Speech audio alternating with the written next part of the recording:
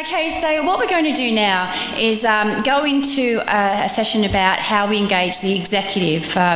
So I'm sure most of you, if not all of you, have had an opportunity or have tried to get an opportunity to speak with your senior executive, and those discussions can go often in three different ways. So you can have the conversation and you get the really good response where you know they're engaging and they're willing to take this on and they're seeing how they can move it forward strategically. Or you can often get the nod of agreement that, yes, that sounds like a great idea, and then the disengaged, active, non-participatory next steps where, yes, they've supported it, but really they don't want to have to do anything with it. They're happy for you to take it and run with it. Or you can go the other extreme where you are talking to them and you can virtually see them nodding off and not even engaging in anything that you're saying. So what we're going to try and do is get some insights and some tips from our panel of experts that I have sitting here with me. So we've all met Mara this morning, Mara Boone, the CEO of Green Costs, and next to Mara we have Sara Bice. She's the senior consultant from, and I have to read it because I don't want to get it wrong, Australian Centre for Corporate Social Responsibility. And then we have Professor Ned Pankhurst joining us again, the DVC Research and Provost of Gold Coast campus. From Griffith University, and at the end you also have met Paul Rowland, Executive Director of AASHE. But before we get into that discussion with them, we're just going to introduce a short video by Professor Jeff Scott. He is the Executive Director of Sustainability at UWS, and unfortunately he couldn't be here today, but he has just finished a really large project which most of you will probably know about, the Turnaround Leadership for Sustainability project, and he's just going to introduce that a little for us and give us some of the findings that he's had as a result of that study. So I'm going to hand over to Kat to start playing that for us.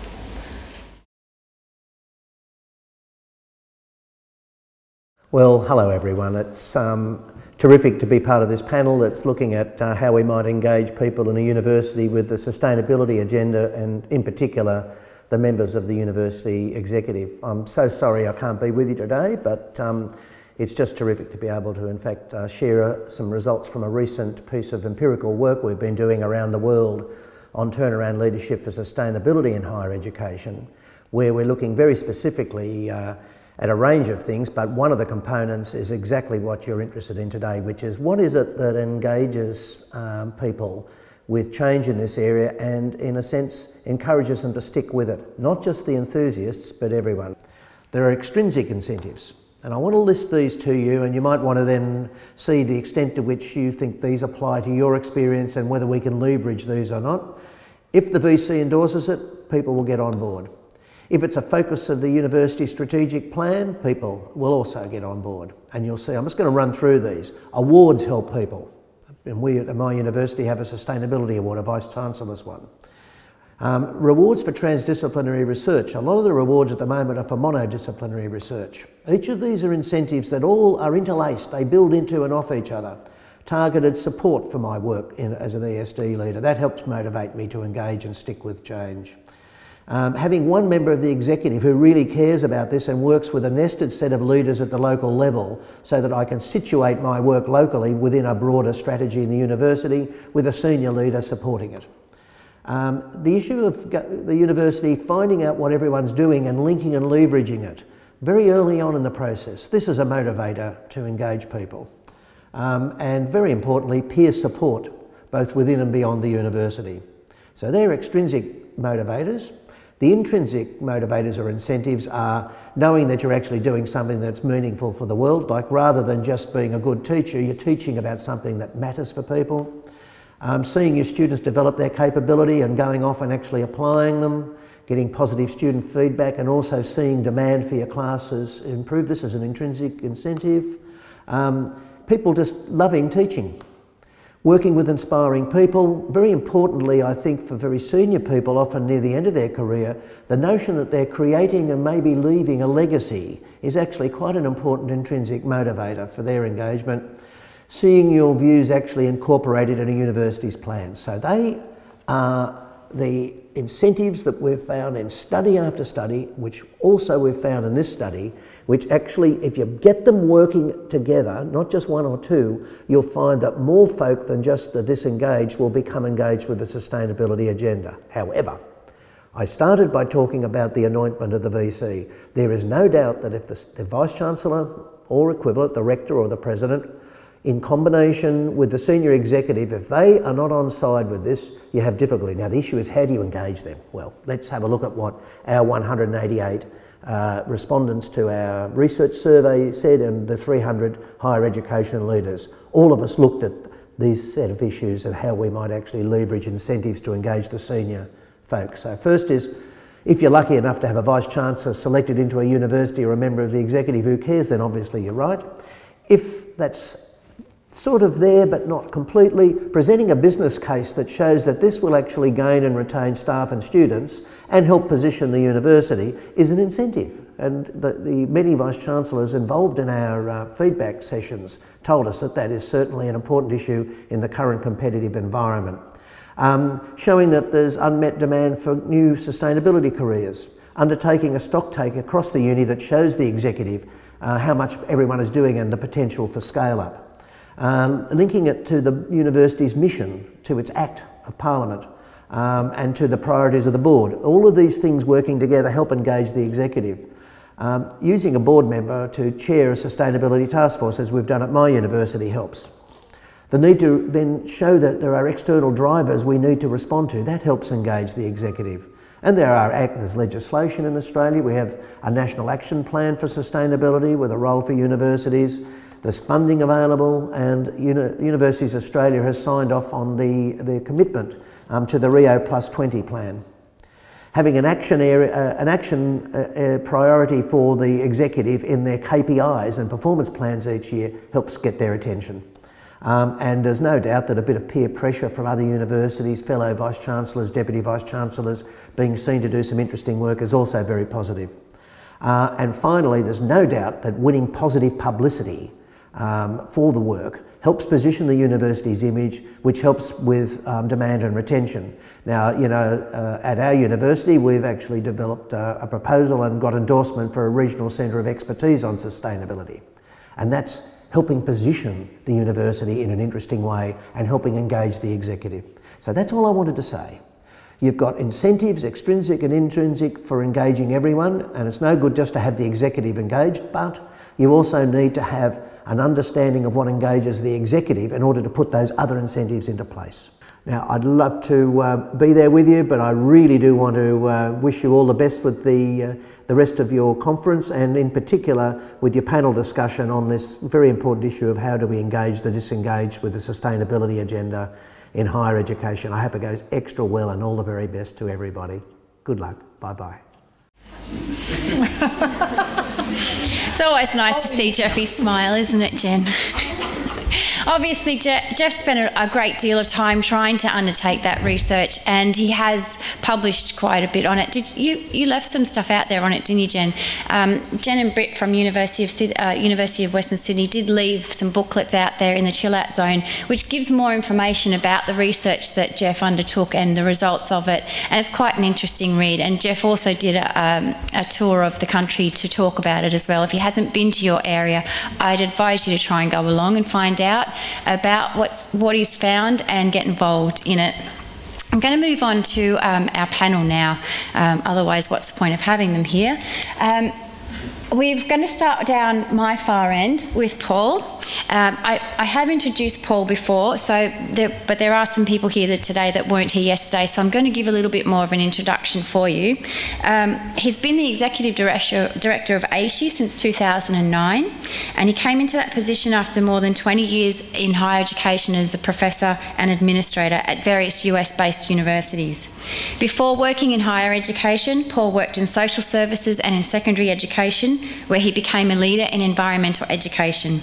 In the early 1990s, Paul began providing workshops for faculty on how to integrate sustainability into their curriculum, so he's been doing this for a while, and continued that work as he became an administrator. His administrative positions have included Director of Academic Assessment, Chair of Environmental Sciences and Dean of Education. Paul's going to give us 5 minutes of his insights and overviews on how best we could try to engage the executive. Hand it over to you, Paul. Thank you, Leanne. I jotted down a few notes here that I think capture some of the same things that Jeff has found in his conversations. My list actually comes more out of my personal experience, both as a faculty member and as an administrator, in working with executives, not only at the institutions where I've worked, but now working with the president's climate commitment and the presidents from throughout the United States and some in Canada. I want to start with a paraphrase of John F. Kennedy's quote, "Ask not what your executive can do for you, but what you can do for your executive." That made me say it.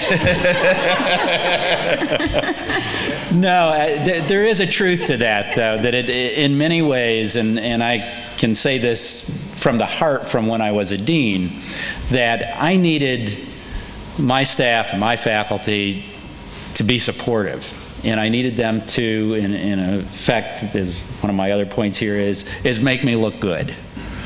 And so among the things that I think that you can do to not only have access to your executive, but also to influence what they will do, is get into their mindset and think about what is it that an executive needs from sustainability. And so that leads you to a whole group of things. One is an executive needs to know that there's support for them. So the scale of support for sustainability activities on a campus, whether it's students, faculty, staff, needs to be known by the executive. And when you approach them, you need to take that to them. That doesn't mean have 200 or 300 people try to storm the executive office. Probably not the best way to show that level of support, but there are mechanisms, I think, that probably are appropriate for your institution, for how you can demonstrate that there is that level of support. And I would suggest in this day and age that you actually start looking at some of the electronic media and some of the social media as mechanisms for doing that. The next thing I think is important is when you go to the executive, don't be vague about sustainability. Ask for something specific. It's really hard as an executive to sit there and figure out, now what do they really want from me, unless it's specific. One of the things that I think has been most successful at engaging the executive in the U.S. has been the American Colleges and Universities President's Climate Commitment.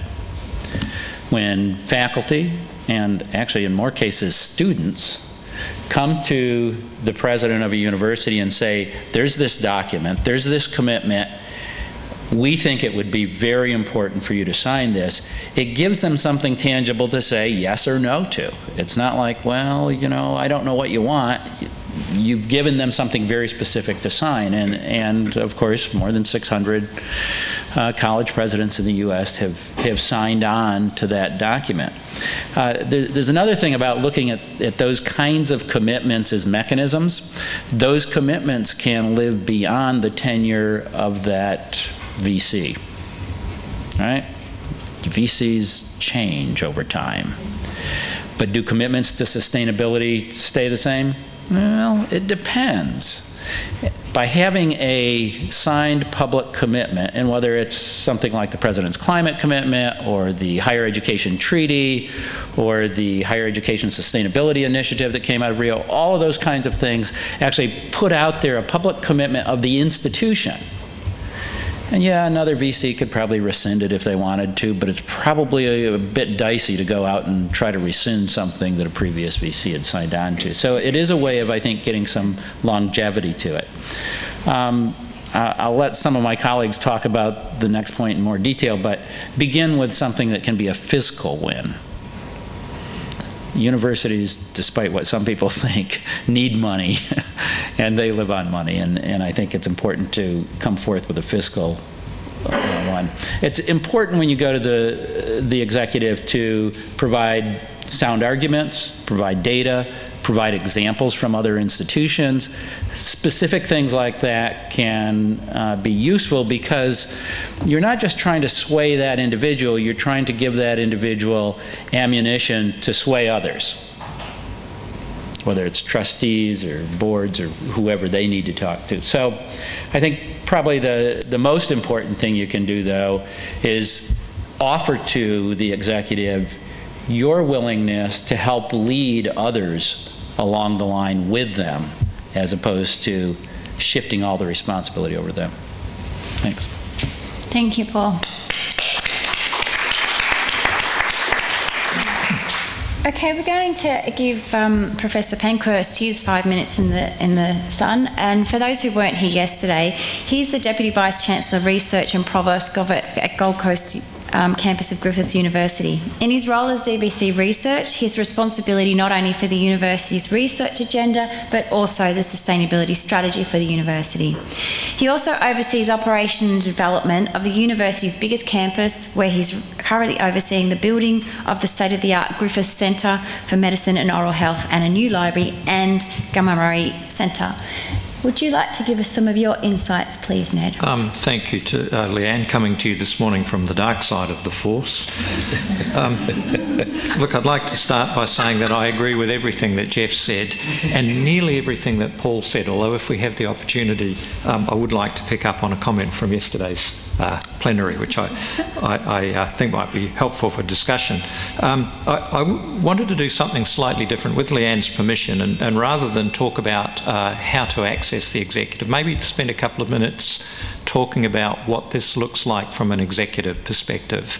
And I think that's possibly the key into the other side of the communication envelope. And I was thinking about Jeff's comment in relation to seeking the views of people and making sure that they're incorporated in planning. Griffith's just been through that process in developing something called Griffith 2020, and it was the result of a fairly extensive consultation process. And we got a lot of feedback, and a lot of it was pretty interesting, and a lot of it was stuff we hadn't heard before, which just shows the dangerous territory you get into when you ask people what they think. A couple of things came out of that in relation to sustainability, and they're very simple. The intention in the 2020 statement is Griffith says we want to be a sustainable university. That's a very simple statement. And the consequence of that in terms of executive management is that we want to be recognised as embedding the principles of sustainability in a way that supports the goals and strategies of the university. Okay, sounds fine. The devil's in the detail of how you do that and how you manage the envelope of expectations that creates. And I think from my perspective and I'd probably describe myself around what Andrew Griffiths yesterday described as a pragmatist in this space. How do you make this work? It's about managing a suite of expectations within a large, complex organisation that range from incredibly engaged, incredibly progressive, to either passive or sometimes quite negative, and a whole range of attitudes in between, and doing that in the context of a management and governance framework where you do actually have to account for your performance, and you have to account both upwards and downwards in terms of how you do that. And I think the challenge that we think we're facing is that we've got some people in the vanguard of our sustainability push who run the risk of getting a long way out in front of the pack. And we've got some people who are sitting at the back end of the pack who run the risk of being left behind in this space. And I think from a management and governance context, it's a case of how much you have to pull back the people whose expectations can't be met or can't be met in a reasonable time frame, and what you actually do to capture those people in the middle who can be captured and to get acceptable behaviour out of those people who can't.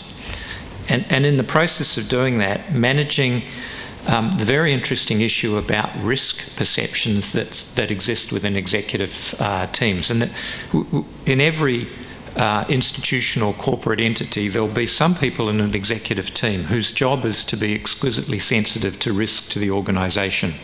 And that tends to make them conservative people. Often these people are chief financial officers or chief operating officers or people it's their job to actually keep the institution safe. And they tend to be very conservative, and they tend to be conservative around change. I think this is when the comment that Jeff made, and I think it's certainly something that Paul has picked up in a slightly different context, is how you present the argument around the costs of not engaging in the sustainability journey as part of that risk framework. And that's the other part of the discussion that you have to be having, is not what are the benefits of doing this, but what are the costs if we don't do it, or if we don't do it in the right way. And the two things go together. I'm also a little thoughtful about the problem of leading too quickly. I had some moment for quiet reflection this morning. I was sitting on the M1, for those of you who know our southwest coast, just south of exit 30 while they were cleaning up an accident, having some quality time. And I was thinking about an event that we got ourselves into a little bit of trouble with, we being Griffith, during the great dry that preceded 2 years of floods, where we'd been very aggressive in water management, in driving down the way that we were using water across all of our campuses, and we'd pushed it down to what we thought was a very commendable level. Just about the time we'd finished that process, and we did think we were in front in some areas of doing that, the state government then announced a requirement for all public entities and corporations to drop their water consumption by 25%. We would have been very happy about that if we'd been looking at a world of leaky urinals, but we weren't. So that actually put us in a situation where, and there was no negotiation about this. This was something that we had to do, so we did. And we then managed to push the bar even higher with respect to how we managed resources. But from the point of view of management comfort, we might have been happier if we hadn't been quite so far along that road in relation to events that came to us from the outside world. I think that'll do for now. Thank you. Thank you, Ned.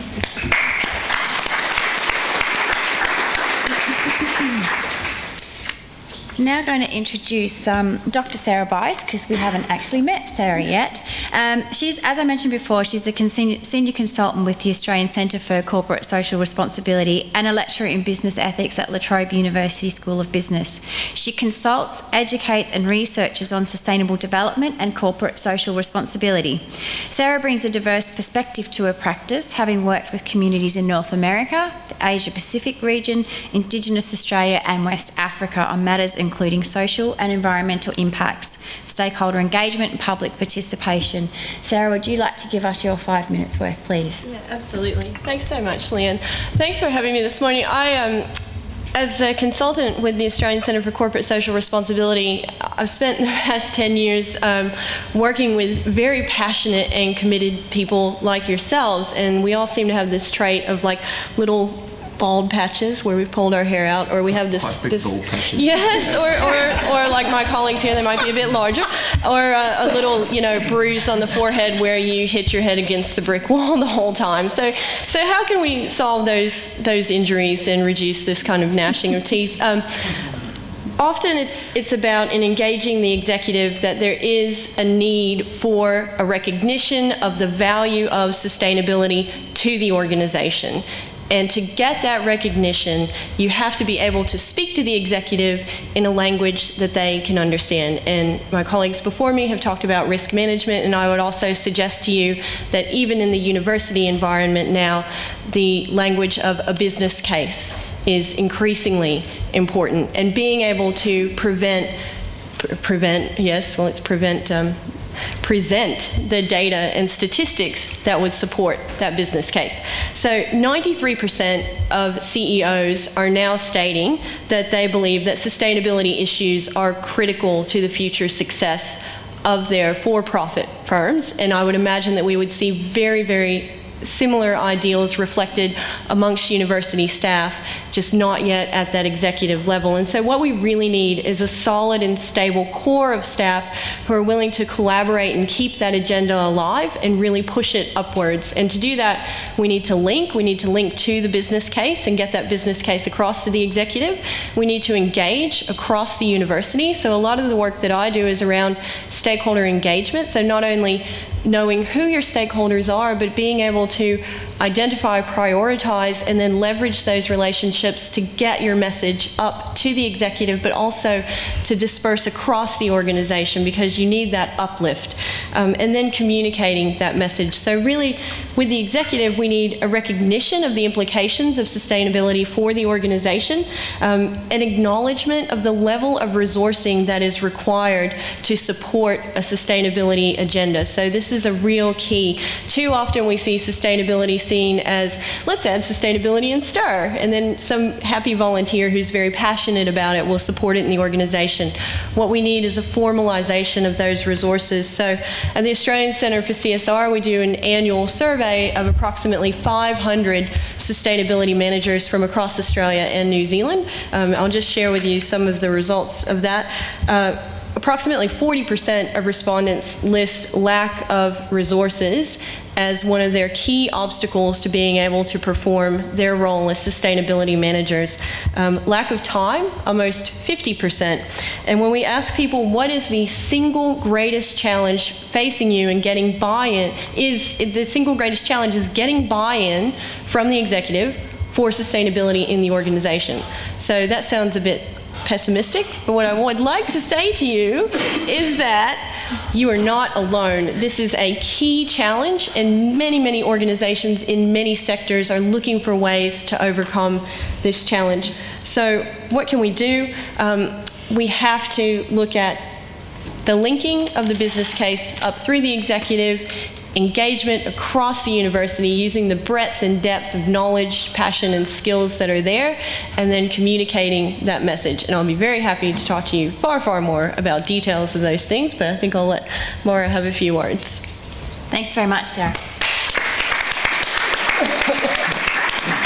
And of course, we're all familiar with our last panellist, Mara Bunn, who's the CEO of Green Cross. I'm not sure she needs any introduction, except I have to advise you that she did step in at the very last minute because Jodie Schmidt was going to be here. She's the Assistant Director General at Department of Education and Training Queensland, but Delhi got a phone call at 9 o'clock this morning saying she'd pulled out into something very important, so she couldn't make it. And so we nabbed Mara, and she's had very little time to really think about being up here, but nonetheless, I do believe that she'll have many insights to offer us. So I'm going to hand it over to you, Mara, for your 5 minutes. That's very kind. So yes, I guess I'll draw on not so much my experience right now in the nonprofit world, but I was once on the executive of the CSIRO, and as Director of Business Development was constantly mounting commercial partnerships and stuff, having to have a business case. And I've also just returned from my 25th university reunion from my undergrad studies in the US. We're having a bit of a chat about that. And as an alumni, I went to a very sort of highly ranked academic small university in the States. Alumni have a huge amount of influence, and as a sustainability group, we came together and really put pressure on that institution to green itself up. So maybe combining both of those perspectives and agreeing uniformly that the thing here now is to make this easy, fun, appealing, and actually something that the leadership wants to do. So that's the fundamental thing, not what you want, but what makes it easy for them to want. And just four little things to imagine and explore. One is when you are leading a major institution or a member of a team with a major institution, you find yourself in a community, and each of your TAFEs universities is within a particular setting. There are demographics around that setting. Sometimes they're quite affluent communities, other times they're communities that are struggling with financial capacity. Sustainability issues will affect on the community setting in which a university is set, and if you can connect with showing leadership that demonstrates citizenship within that local community, that can be a very powerful way to appeal to a leader or a leadership group. The physical setting can be very important. So if you are one of those campuses that's right on the coast, and so therefore all of those issues around, climatic change, sea level rise, all those things that coastal communities suffer, or whether you're one that has, other nearby issues, toxic dumps, waste issues, whatever it is locally, again, from a citizenship point of view, can be very important and top of mind to a leader of an organization. The second point, I think, is to get extremely personal, and this one needs to attack at a very clinical level. So what is it that moves either the VC or the one or two people that you're trying to target personally? Do they have issues of health in their family? that might have environmental effects, have their children or peers or prior careers been impacted by either risks or opportunities that link on environmental issues. Understand those personal drivers, because often that's what allows you to make a connection. I've seen that connection happen seminally in Australia. So when I first arrived in the early 90s, there was a period where some very, very brilliant greenies managed to get the then Environment Minister on a helicopter to look at Tasmania. And from that came the Franklin, came the Greens, came a huge shift in politics in Australia. And that was one individual, believe it or not, Graham Richardson, Richo. But at the time, it made everything to connect individually with him or her. And in making that connection, don't forget, leaders are accountable to their boards. And they're also accountable to their alumni. And often you can find there's a very influential, powerful person that has an affinity for a reason which is really clear, and you can find out what that is and go that way to make that personal sort of connection. The third comment, I think, is probably the most important one, which is around really understand the economic drivers. There's no point in having a discussion, I don't think, although I firmly support and believe in where Ari is coming from, and fundamentally I think that kind of emotional driver is what moves so many of us in this room, but have a business case, understand the costs and the benefits, and there's two sides to that case, and it's really straightforward, Think about a traditional P&L and a traditional balance sheet. So there are revenue drivers and there are cost-saving drivers. And on the revenue drivers, yes, it's about appealing to incoming students and faculty members and so forth, all of whom these days are driven with strong sustainability values. Connect the research program and the intellectual property, like UQ so brilliantly did with that solar array. They're spinning on the back of that a huge R&D program. At CSIRO, we did a similar thing with our energy research facilities in Newcastle, which have all kinds of demonstration technologies around them, and that can be a very, very powerful driver. Exemplar stuff that gets you in the media and makes you look good. And also, I think the teaching program itself can be a differentiator. And what I learned being around these amazing, I'm an economist, I'm not a scientist, but I was just so amazed by the extent of discovery across disciplines. Okay, so database sciences, proteomics, material sciences, we don't know where the innovation will come from that will solve these problems. The same is true for lawyers, doctors, engineers, economists. Introduce sustainability across those disciplines, and I think the fabric can be differentiated from a marketing point of view. On the cost side, two really simple things. Return on investment is everything, and the wonderful thing about being a large organization is you spend a lot of money, which means you have the potential to save a lot of money. So talk to the guys that are talking about energy efficiency, because one of your business cases is there is a positive return on investment. And unlike many corporations where the CEOs get sacked every 2 years, increasingly, there is a little bit of duration in the leadership teams in our education sector, so that is something you can appeal to. And the final point, I think, harkens back to the, one of the initial comments, which is risk management can be the best way in. It's interesting. On the one hand, yes, it's a very conservative sort of agenda to manage risks. But on the other hand, right now there is a really significant risk, which is our entire economy has a competitive advantage based on cheap water and cheap energy, and they're both going away, right? We know that prices are going to rise. So in that kind of an environment, to be able to manage the risk of exposure to costs is a different way of framing the sustainability agenda, and I think a really, really good one. Thanks, Mara. So we've heard from our panellists, and while each had their own point of view, there was obviously a lot of crossover in what they were saying, and things like drivers and speaking the language, and through business case and risk, and getting that connection some way and support all came across clearly. What we'd like to do now is open to the floor so that the panel can receive questions from the floor, because we've only given them 5 minutes. I'm sure they have a lot more to offer. So if you'd like to start thinking about what questions you might like to ask of the panel, they're going to be very happy to answer it in any way they can. We've got roving mics. Belinda and Darwin are going to walk around, so we'll start with Hilary in the front here. Thank you very much for your time. Hello. Yes, excellent. Thank you very much for your time. That's all a lot of really interesting insights. Sorry, I'm from Macquarie University, Hilary Beckman. I think one of the things that sort of was springing to mind as all of you were all speaking was one of the comments that Andrew Griffiths made yesterday with regards to the interesting beast that universities are with regards to the discussions you all had with in terms of business cases and putting forward a business case. One of the challenges we often have is that we don't really have defined goals in a similar way to a corporation. It's not all about revenue, it's not all about those sorts of things, and we often don't have a set process or procedure for putting together a business case. And so I guess I'd like to see if you have any comments with regards to that, and there's sort of, you know, without a set process for sort of developing business cases for future activities, and clearly defined revenue-based goals within the university and how you might sort of look at that. It's pretty open. Ned? Look, on a small scale, that's a good question, and we recognise that was problematic in terms of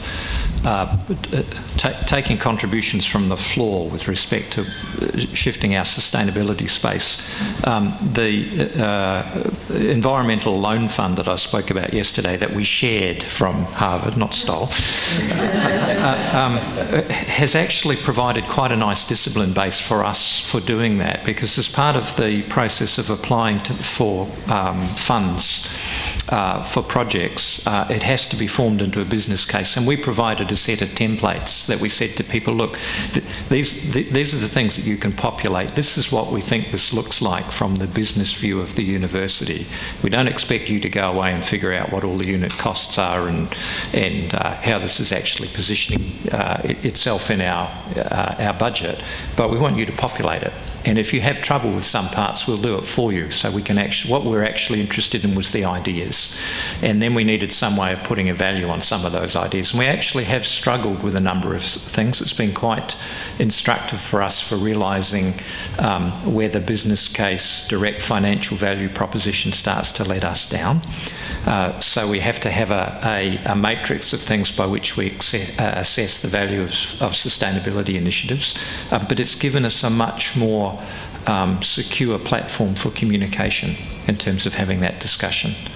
So I'm not suggesting that we've completely figured it out, but I think as part of that initiative, we've shifted our thinking in terms of how we approach those sorts of questions. Does anyone else have anything else to add?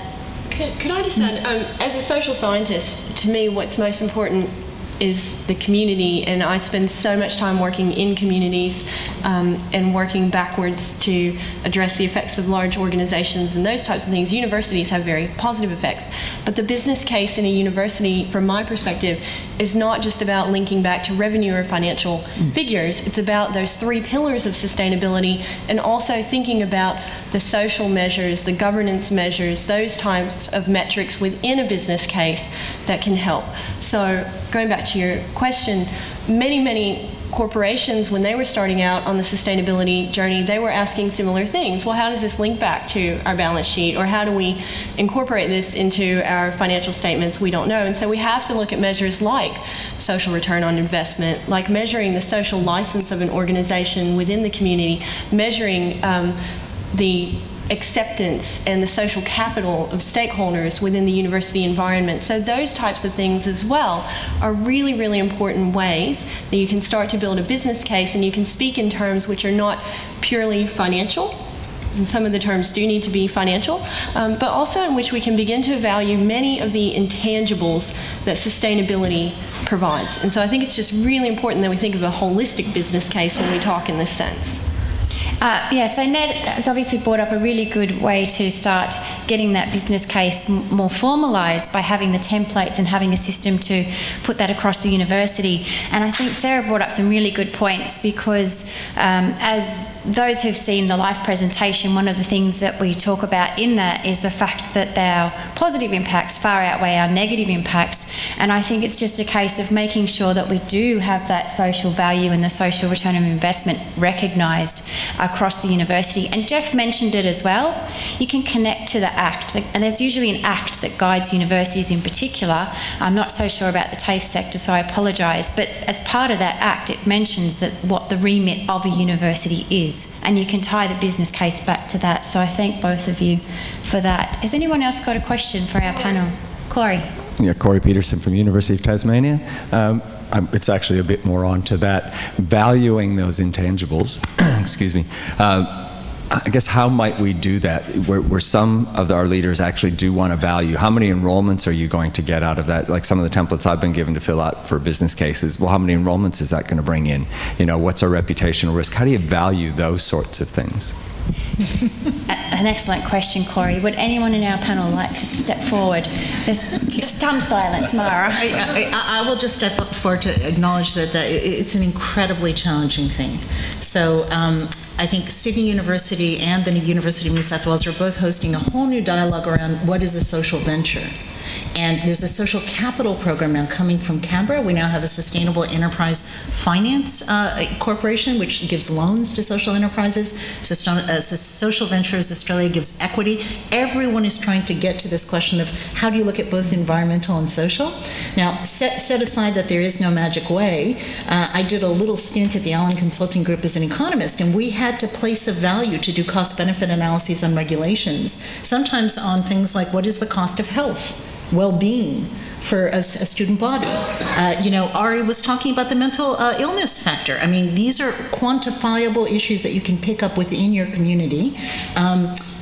Staff leave, you know, days sick. Those kinds of metrics you can bring in. And I firmly support this idea of tying it back to a values base and trying to build something which is intangible but articulated. And I also note that despite all of the positive responses on surveys and so forth, I have seen in the last 12 months almost every single corporate social responsibility employee within the corporate sector in Brisbane sacked. So when you have a downturn in the economy, all the feel good about I want to be green goes away. And yesterday I was told this is now happening in our mining sector. So the first level to go as we begin to turn down is all the sustainability consultants, et cetera. So, you know, yes, it is important to draw those, but again, I think combine it with some hard metrics where you can. Paul?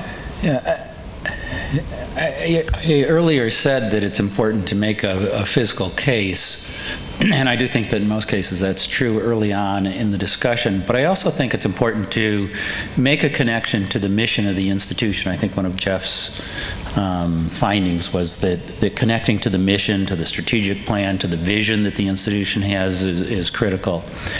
And I think that's a place where a lot of those intangibles will come into play.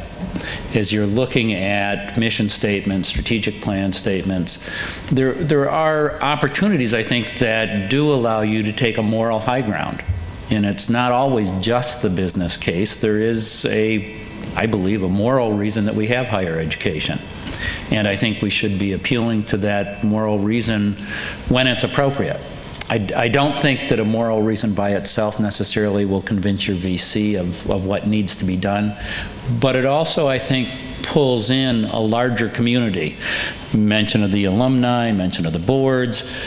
A lot of those folks do come into higher education and have respect for higher education because of its moral authority rather than what it fiscally can or cannot do. And I think it's reasonable to make that kind of an appeal.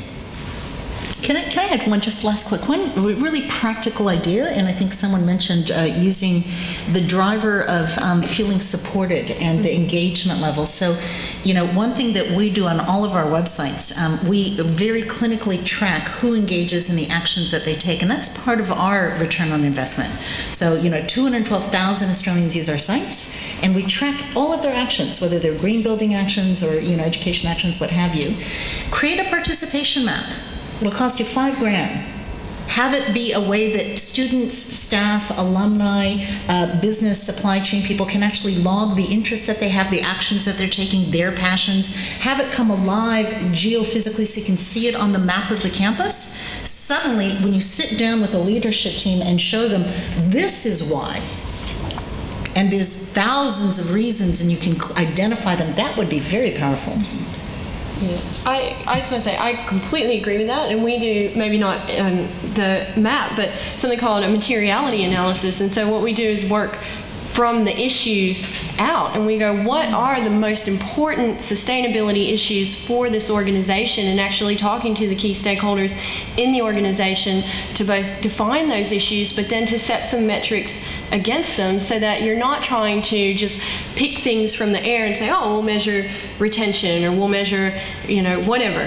We can actually say, these are the most material issues to the university relative to sustainability. Now we can monitor and track those particular issues, and you can also begin to say, well, who are they most important to, and why does that matter, and tracking it up through the university. So there's some real opportunities there by taking an issues-based approach, which I think could work really well. We should do materiality with one of those maps. Yeah, exactly. It would be awesome.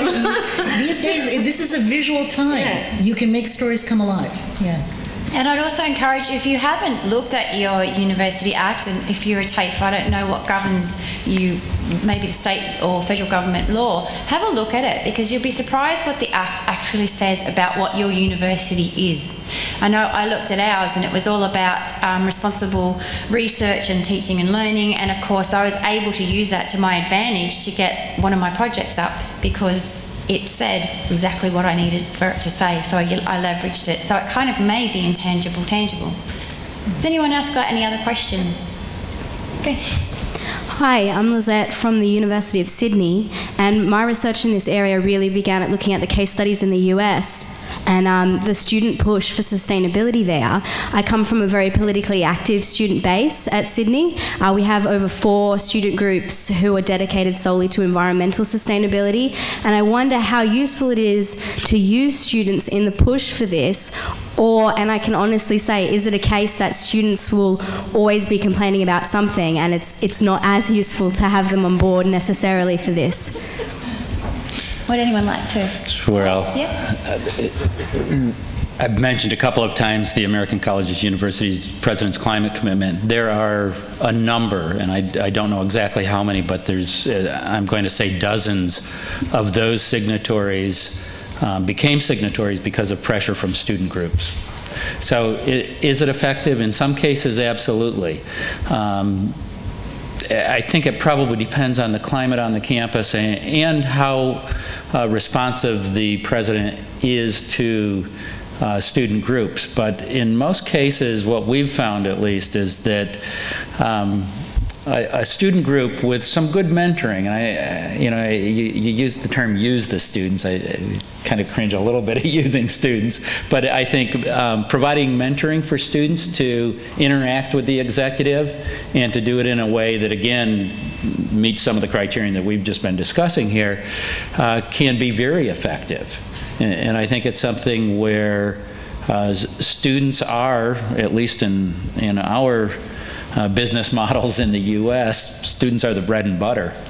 They're the support of the institution, and one thing that institutions tend to avoid are any negative publicity that might come out from failure to engage with students in productive dialogue. And so if it can be done in a way that I think creates a productive dialogue between the executive and the students, I think students can be very effective in engaging the executive. Ned? Look, I don't agree with that. Despite smelling the smoke of infiltration, having an engaged student community around this is, in my view, absolutely critical. But it does bring this issue again around expectation management again. And I think the key comment that Paul made is good mentoring. So you want the freshness, you want the enthusiasm, you want the passion, you want the engagement that your student body brings, and it's part of the sense of ownership with the institution which they will take away as alumni. All of that's fantastic, but you can break that if you allow expectations to develop that you can't meet as an organisation. So it comes back to this issue around sensible and careful balance of expectations, and I don't think it matters if university executives are a little bit uncomfortable all the time as a result of the push coming from the student communities. I think it's better to be in a situation where you're feeling slightly uncomfortable than when you're feeling slightly comfortable about the views and pressure coming from your student body. What, either Sara or Mara, would you like to add anything to that? No, strong supporter of student engagement, and I think it is a challenge, but I think it's a healthy tension that exists around that expectation management. And I think that the sector as a whole, I mean, regardless of sides of politics, regardless of whether you believe climate change is human-induced or not, we are going to have, for the next 10, 20 years, a huge issue around the transition that we're making to a new energy mix. Why shouldn't the whole sector together collaborate to then differentiate yourselves and really put it on the map as a leadership sector? You know, so that's another thing that you can do through students, because they work across universities. I'm sure your student groups at Sydney are connected around the country to others, and AYCC, of course, has, you know, made that happen in some way. So I think it's great.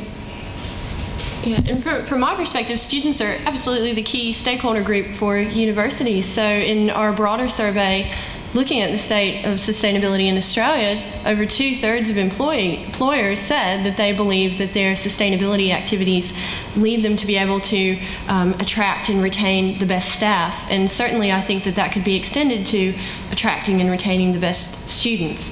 So the sustainability agenda has a lot to offer in terms of bringing in the students that you want to have at your institution. There's also some really interesting examples in the US where at one business school they have used the students from the net impact group to help them to write their sustainability report. So there's opportunities for student involvement through kind of innovative measures like that as well, which might help to manage some of the expectations but also to allow for student involvement.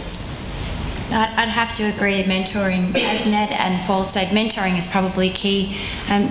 Macquarie, we've got a fairly disengaged student body, but the students that we do have that are engaged, they want to do something, they just need somebody to give them some direction. So we work with what we've got, and I think providing them with some mentoring makes them more effective as well in engaging with the executive, because we do encourage them to engage with our executive. So, Colin? Yeah. Colin, where are you, Colin? Oh, there you are. Sorry. Colin Hocking from Victoria University. The recent UN auspiced report on sustainability in higher education pointed out that we're making significant progress in leadership and governance, in facilities and in research. We're not making any progress in sustainability education. I think that's the case in Australia. My job is Sustainability Education Officer at our university half-time. I haven't met any other Sustainability Education Officers. Is there any others in the room? So I work in our education senior executive branch. So my overall question is, I wonder why, seeing that it is a core business of a university, I wonder why the senior executive around Australia isn't taking up this issue. I wonder why, with all of the discussion around green skills, innovation, smart country, this is such a difficult issue. I suspect that it also has something to do with the dilemma in terms of what education should be in higher education. It's certainly coming through secondary school education, through AASHE. It's coming through vocational education, that is the implementation of the National Action Plan. It's missing essentially in higher education still. There are challenges there, I think, around what should higher education look like. Are there some core content? The processes of learning. I'd be interested to know why people think this is such a logjam and maybe what we can do about it. Look, I think in a sector sense that's perception's essentially correct, but I don't think that it's missing. I think that it's patchy. I mean, one of the issues that we've been dealing with in terms of sustainability planning, and my partner in crime, Kay Ollett, who's sitting at the back, can take a lot of responsibility for this, but we realised that we didn't actually know what the sustainability agenda in the learning and teaching space looked like at Griffith. And we had a grand view about sustainability principles and how they should be embedded in education outcomes. And then we realised, well, before we did that, we actually need to understand what our profile looked like. And we find a couple of discipline areas where the expression's really strong. Environmental science, it's a no-brainer. Science generally, to our pleasure and perhaps a little bit of surprise, very strongly through our business faculty, and almost nowhere anywhere else. And so I think the interesting challenge for us is to actually get people to stretch their minds a little bit and identify the sustainability context in which they all operate. And I share the view, I think it might have been your comment about how sustainability's got to be embedded in every single academic discipline that we do. And I'm very happy to acknowledge that I think that's probably the next major sector challenge for, certainly in Australia, for universities. We're onto it, but I think it would be ambitious to say that we've actually got a clear path through as to how we're going to do this. Anyone want to add anything else? Yeah, I can give a U.S. perspective on this, and certainly within the U.S. we're facing the same challenge.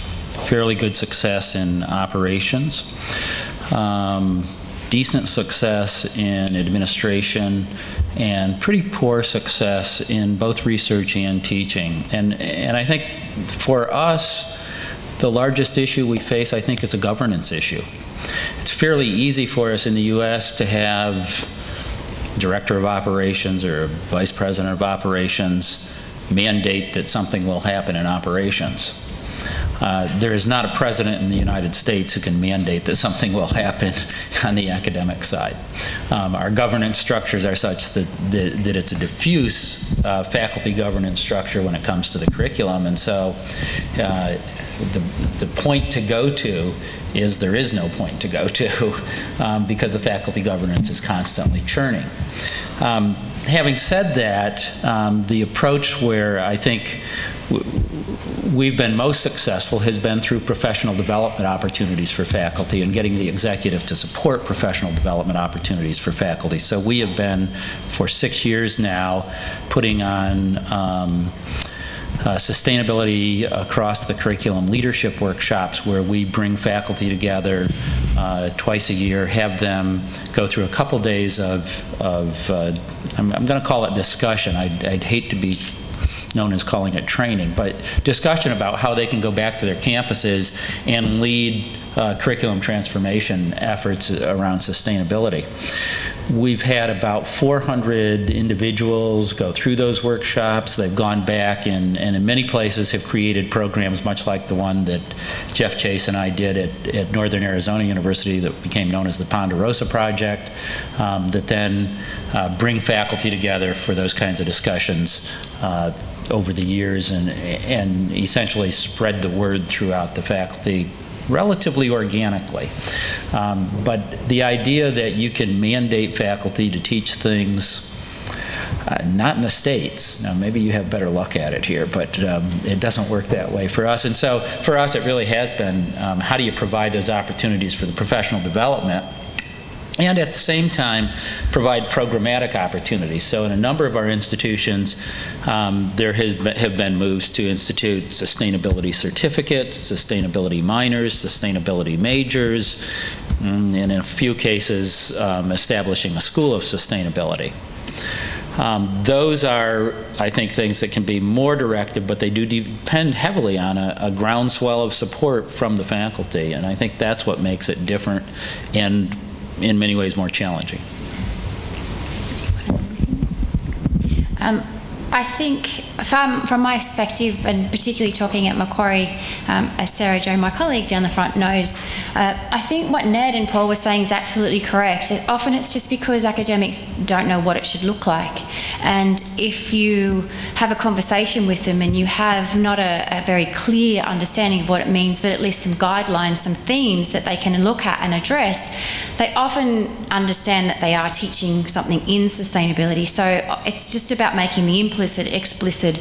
And I know at Macquarie we've developed a framework that we're having conversations with academics, and through that we're discovering that quite a few of our academics are teaching not just content in the area of sustainability and at a holistic level from the socio-economic and environmental perspective, but they're also teaching in a way that builds sustainability capacity.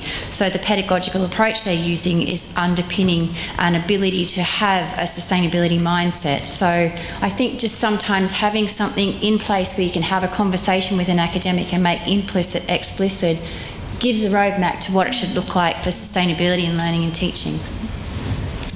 Next question. Yeah, hi, I'm Julia. I'm from Queensland University of Technology. I guess my question relates a little bit to what Colin was saying and to what you were just saying then, Leanne. I'm interested in the extent to which the executive is worried or concentrating on or noticing what's happening with the academics who are teaching sustainability or not teaching sustainability. Like, do they care about the resistance, or are they noticing some of the anecdotal evidence that we're getting that those academics tend to be good teachers as well if they're incorporating sustainability?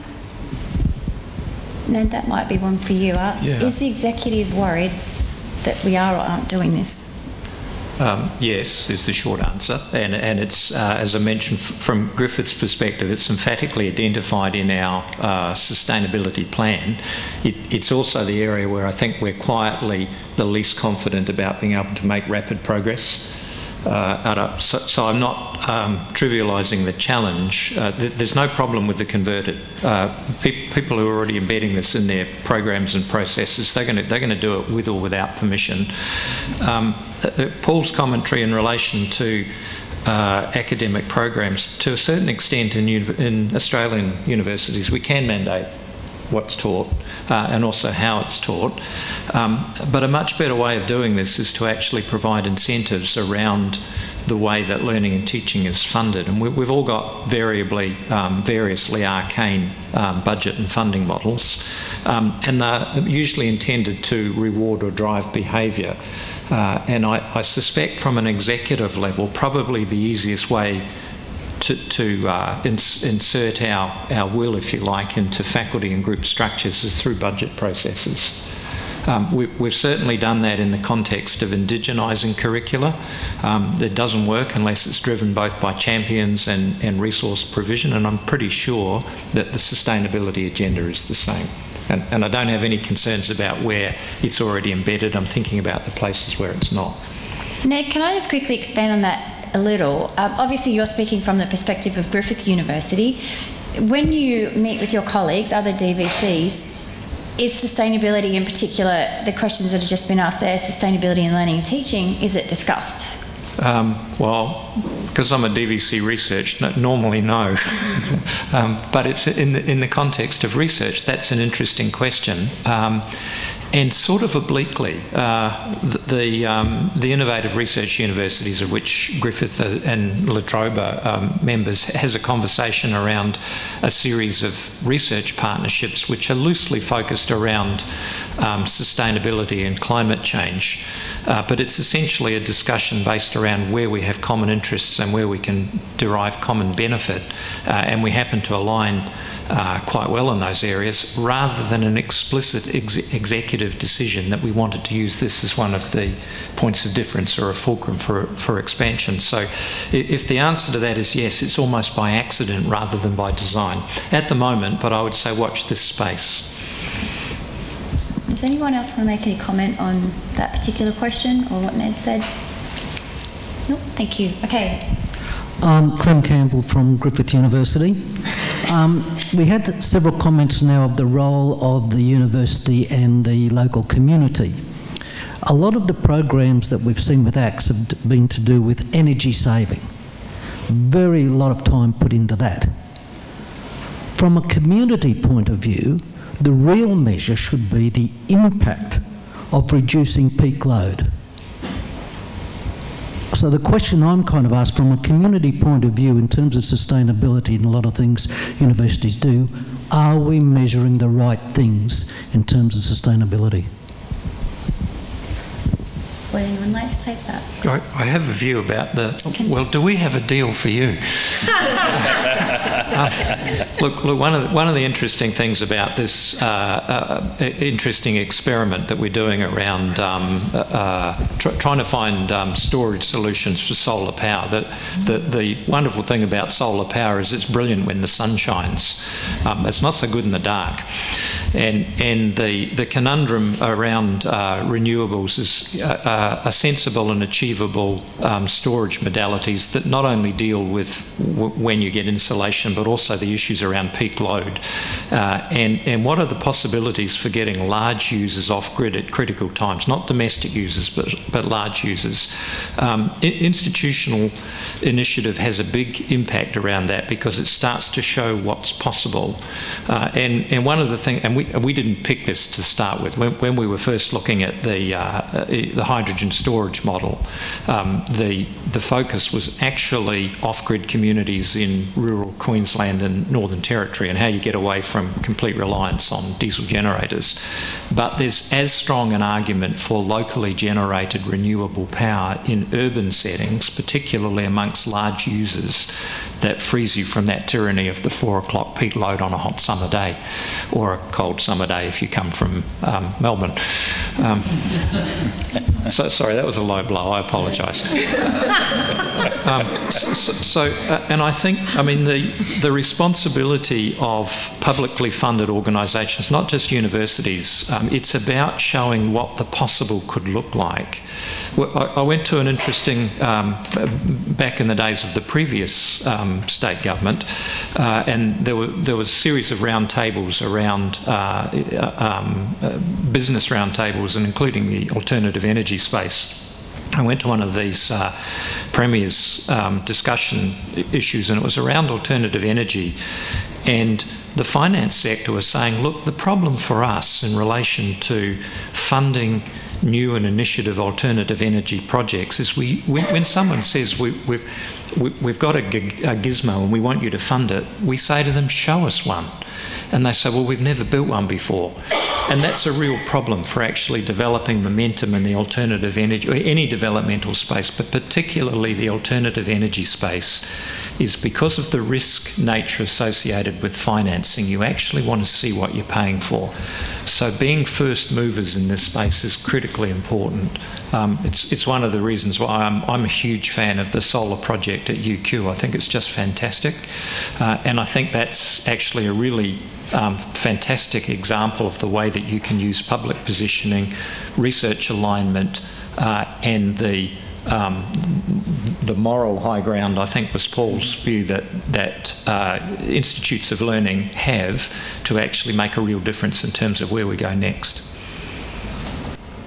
Does anyone else want to add any comment?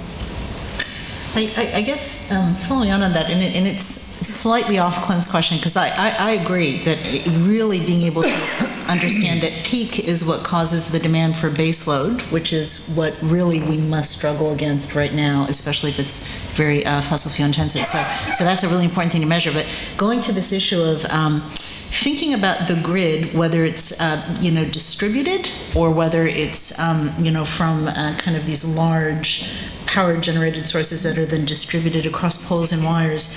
I just came back from California, and something really interesting is happening. It's a different parity equation for solar in America because they have a different cost structure. Our energy is so cheap, and that makes it hard for us to come up with competitive solutions. But 80% of new residential take-up of solar PV in America no longer is on models where you buy the panels. It's leasing.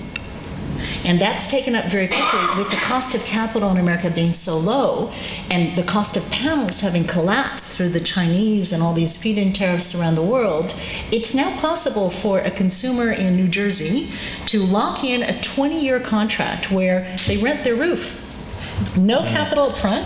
You're guaranteed your bill will decline from day one by 10-20%. And not only that, you lock that in over 20 years. Now, in Australia, although we do have a higher both cost of capital and grid challenge because our coal is so cheap, we also have this really interesting conflagration of economic challenges, which is not so much the carbon tax, but poles and wires. Our energy bills are going through the roof, right? So here and now, in fact, Green Cross is looking for 5 bold partners in the education sector. See me if you're bold in the education sector. The new portal that we're trying to build the business case for now is a portal for supporting commercial and residential solar leasing, by telling the story of solar and encouraging organizations to see that it is very much low-hanging fruit now. At commercial scale, an institution can actually save money and bulletproof future cost increases on electricity. And when you think about talking to one of the companies in California, there are 4 in America that are leading this, that has this wired, they understand that the base load thing and the storage thing is interesting with cars. So electric cars gradually, slowly, creeping, are coming on the market. The funny thing about cars is you can charge them overnight on base load, which already is there and is being completely wasted. So imagine a place where we store our energy and even feed back into the home out of cars. And I come from Silicon Valley, so I don't worry about prototypes, because I met people out of Stanford who quit their jobs to start little gadgets in their garages, and that's where, you know, the big computer companies come from, and that's what the venture capital community is now cracking its head on. These things will come quicker than you can imagine. You know, within a 10 to 15 year scale, our lives will be different. So right now, I think the interesting thing is the mindset that thinks about what are those different business models, and leasing is fantastic as far as I can tell. It's a real win-win. So if you think you might have appetite for that, we are looking for 5 foundation partners to make money. How good is that? Sounds good to me. There you go. There's a business case right there. There it is. Yeah. Go see your executive. Are there any other questions on the floor? Yep. Run, Delhi, run, run. Is it Belinda? Hi, I'm Belinda O'Brien from Edith Cowan University in WA. I've just been sitting back listening to this, and it's great discussion, but I'm really concerned that we are missing the sense of urgency with all this. And I get really emotional about it, and I'm not going to apologise for that. It seems like we are still having to convince our leaders that this is the direction. And I'm really concerned about that. Why aren't our leaders pointing their finger at us and saying, you need to be doing more, and here's the resources? We've got the climate change science. We've got the facts and figures. We're all exposed to that now. There's not one person in this room that's not exposed to that. And I'm really concerned because primary schools are doing more than universities are doing. Primary schools are not arguing whether solar is the way to go or not. They're just doing it. These are primary school students this high, and we are adults, and we're still arguing whether we should be doing it and putting forward business cases. I'm sorry, but it's a complete waste of resources and people's time, and we're going to lose our resources. Our universities are not going to be leaders. People are going to be disillusioned because I feel like our executive are not taking this seriously. So, bit of a comment, but would be interested to hear your response. Look, I don't think it's that bleak. And I absolutely acknowledge the fact that the passion's important, and so is the necessity for dealing with complacency. I went to an interesting seminar about climate change modelling. It was actually about whether you needed a global compact or not in order to deal with climate change.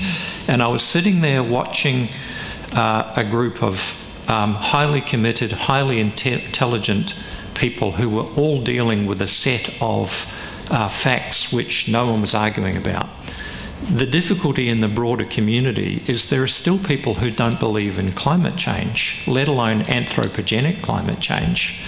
So to my mind, it's still a story about how we manage the shift in the perspective, accepting the fact that not everybody's a fellow traveller yet. I also think if you look at the tertiary sector in Australia, there's a very significant amount of money that's going into the sustainability initiatives. It's not small. I know the situation in my university.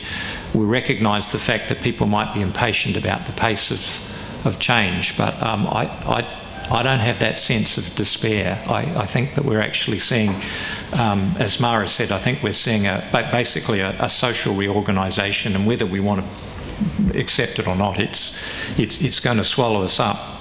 Can I take 2 minutes, Leanne? Of course, ma'am. I just wanted to...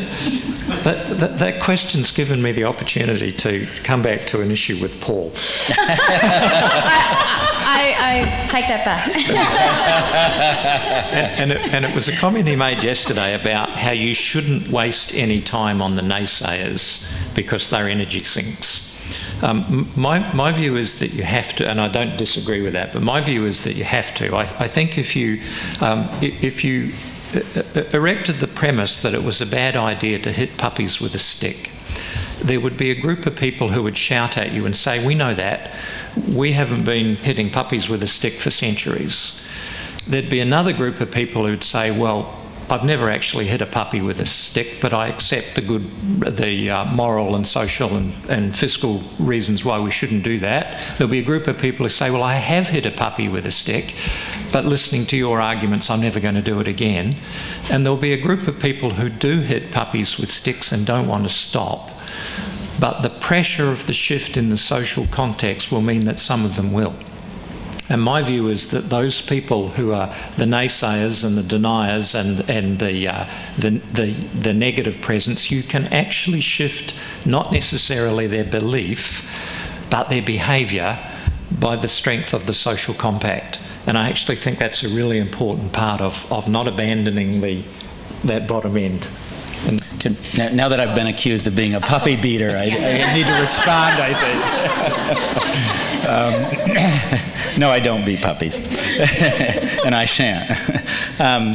No, I think we all have to pick where we want to put our energies.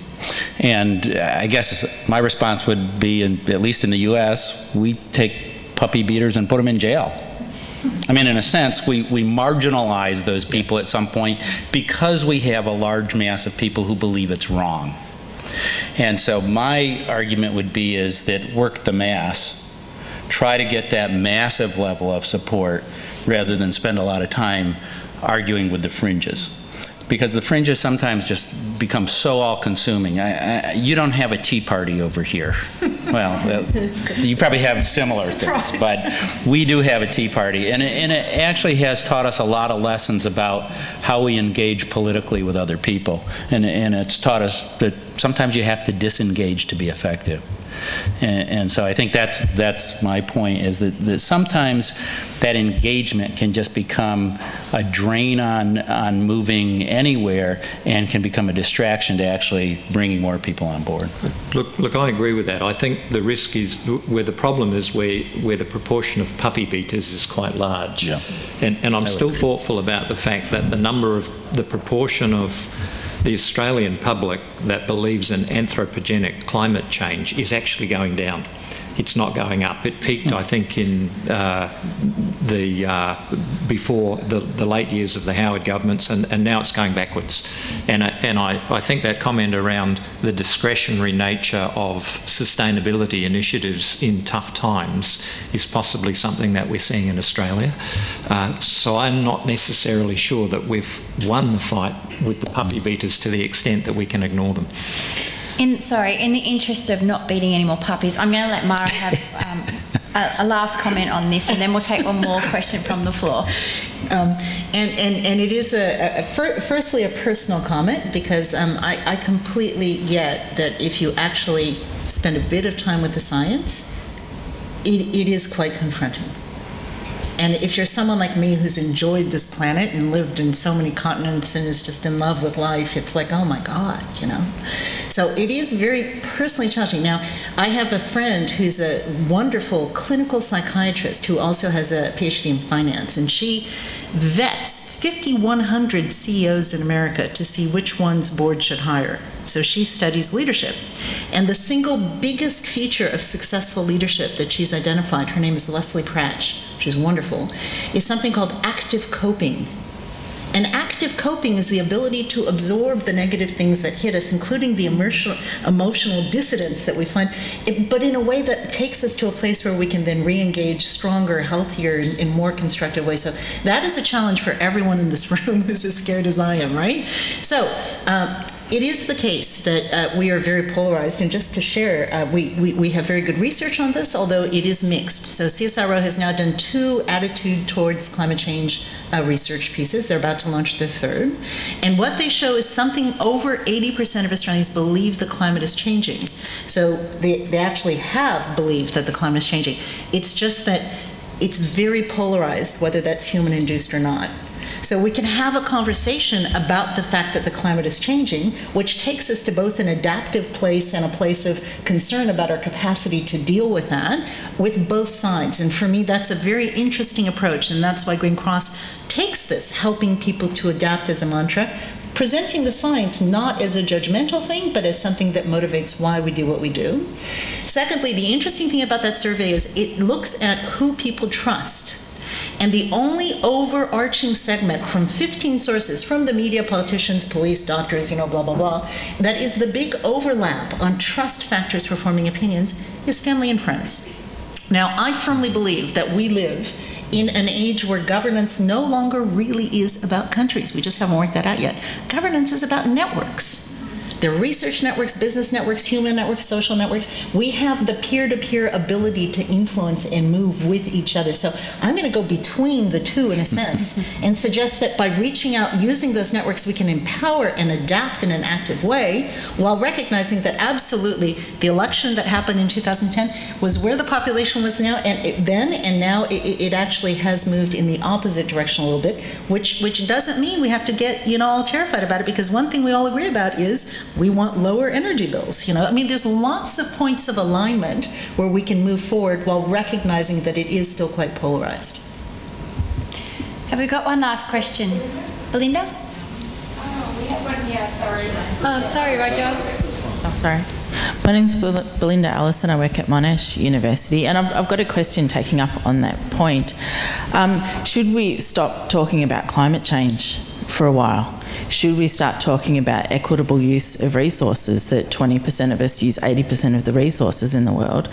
And should we talk about renewable resources and the fact that we are using them faster than we can renew them, and some of them can't be renewed? What would appeal to management, going back to what would appeal to the executive? I mean, I hate getting caught up in the whole, is it anthropocentric climate change or is it not? Who cares? There are people living in poverty. We use far more than we need. We turn wants into needs, and we have people living in the world that have needs that are not being met. So is there a way of changing the conversation away from climate change to ways that will still meet those ends, that would still slow or stop or adapt to climate change? Is there something else that would appeal to our executives?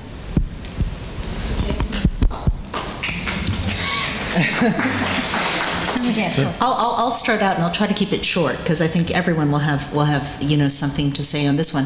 I found myself recently in the room with a team within one of Australia's largest 20 companies asking that question about how to re-engage on sustainability, and realizing that in that particular sector, which is one of the top employment sectors, not resources, the word sustainability no longer works.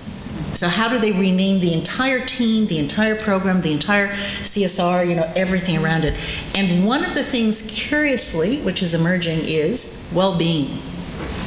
And well-being is interesting because it works for communities, it works for ecosystems, it works for neighbors, it works philosophically. It just works. We can deal with it health-wise, emotionally. And so, that's a way that we can build around this notion of scarcity and security and connectedness and still have a business model around it. That was my comment.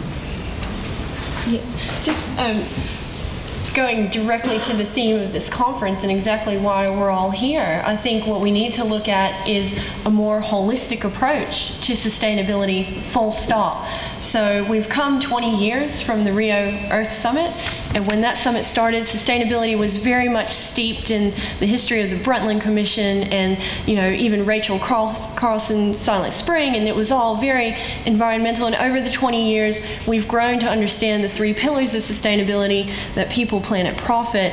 And I think, totally agree, all of this terminology now is actually just kind of weighting us down and causing us to have issues where we want to address the key areas, but we're arguing over semantics. And so we can talk about corporate citizenship too, right? So all of these things. But my point would be that, and going to what you're saying around climate change, just across sustainability generally, it's about expanding to have that holistic understanding so that we can address issues, and going back even to what Jeff Scott said in his presentation at the very beginning, in an integrated manner.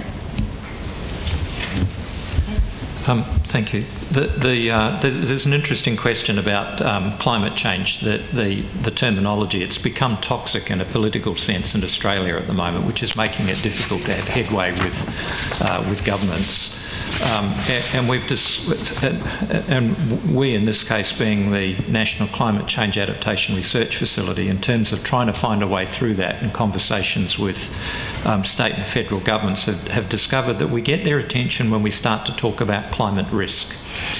And so a small shift in the terminology changes the focus in terms of what they're trying to achieve. And in the Australian context, it's protection from risk.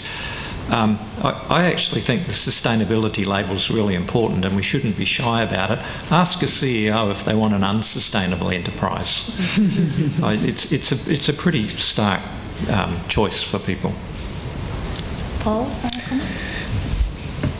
Your last comment, Ned, just reminded me of a colleague of mine who talks about how much we talk about not being unsustainable rather than talking about how to be sustainable. And I think there's an important point there, in that we do tend to come at this in terms of what do we stop doing, as opposed to what is it that we hope for. And I think in some ways we have not been able to articulate a coherent vision for sustainability, other than to say that it's not like what we've been doing for the last several centuries.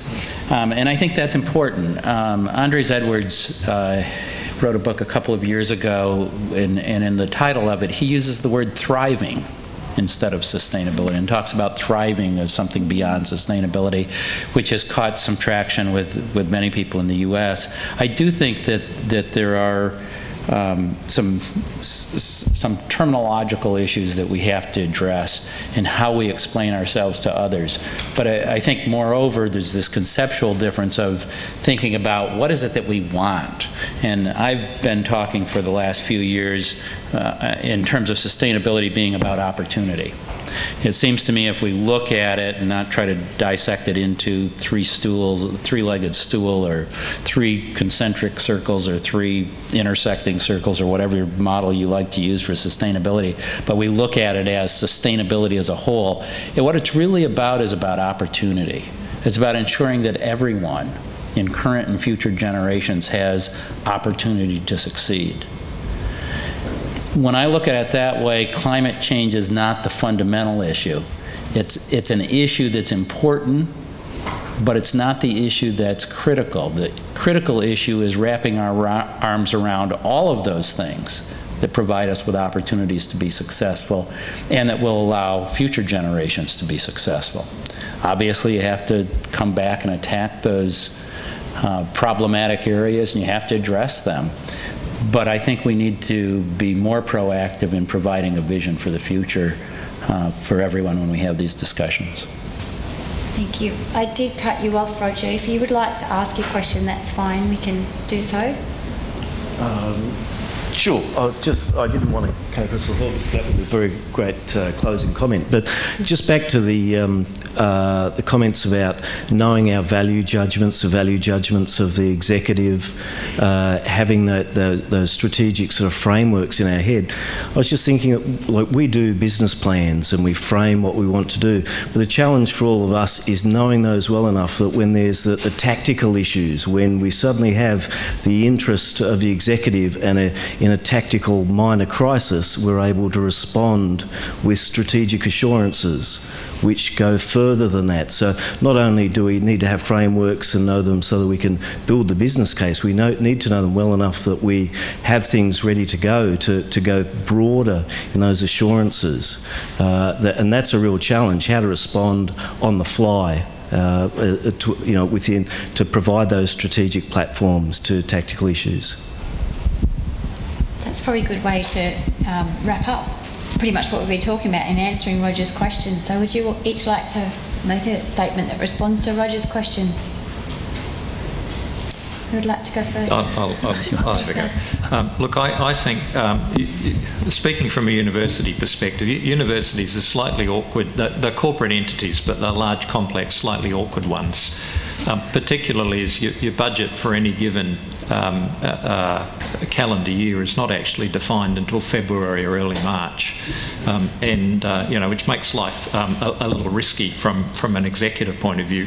I think the only way that you can maintain momentum around things that you know you must do in that context is that you've got to do them out of strategic allocation, so that you essentially run a war chest that allows you to be flexible in the context that you're suggesting. If you simply run it as a stream of business, what will happen is what we're seeing happening with governments at the moment is that sustainability initiatives will be viewed as discretionary.